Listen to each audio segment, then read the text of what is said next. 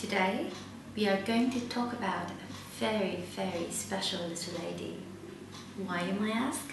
Because she's as tiny as your thumb.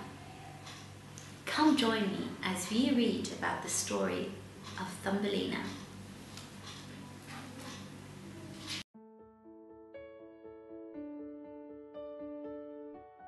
There was once a woman who wanted very much to have a child. So she went to the fairy and asked her, "I should so much like to have a little child, fairy. Can you tell me where I can get one?" The fairy replied, "Here is a barley corn for you," said the fairy. "Put it in a flower pot and then you will see something beautiful that will happen." The woman rushly went home and planted the barley corn. There grew out a large and beautiful flower, but the petals were tightly shut as if it was only a bud.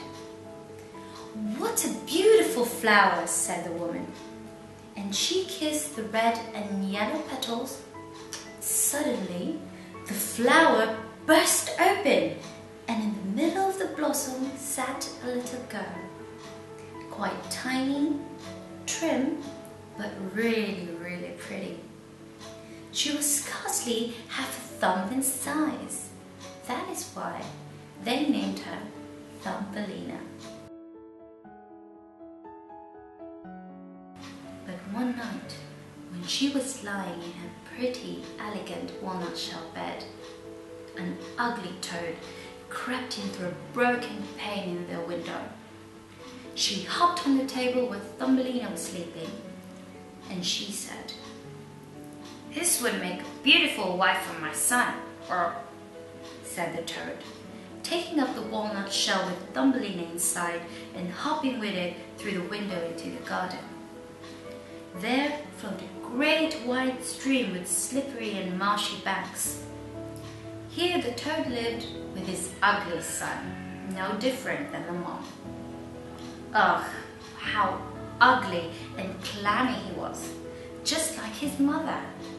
All he said when he saw the pretty Thumbelina was, "Arr, arr, arr."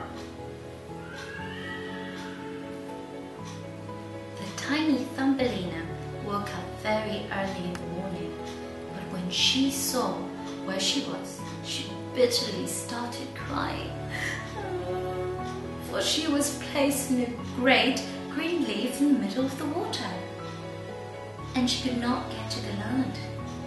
The old toad was decorating her room to make it very grand for her new daughter-in-law.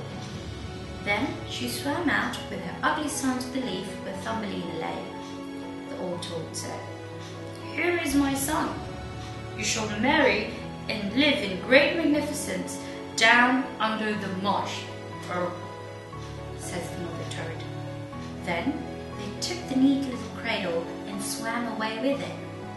But Thumbelina sat alone on the great green leaf and wept, for she did not want to live with a clammy toad or marry her ugly son. Poor Thumbelina. The little fishes swimming about under the water had seen the toad quite plainly and heard what she had said about Thumbelina. So they put up their heads and peeked what the little girl looked like. And when they saw Thumbelina, they thought she was so beautiful, it was unfair to let her marry the toad. So they said, "This must not happen." They assembled in the water around the green stalk that supported the leaf, and on which she was sitting, and nibbled the stem into two. Away floats the leaf down the river, bearing Thumbelina far beyond the reach of the toad. She escaped getting married with the ugly toad.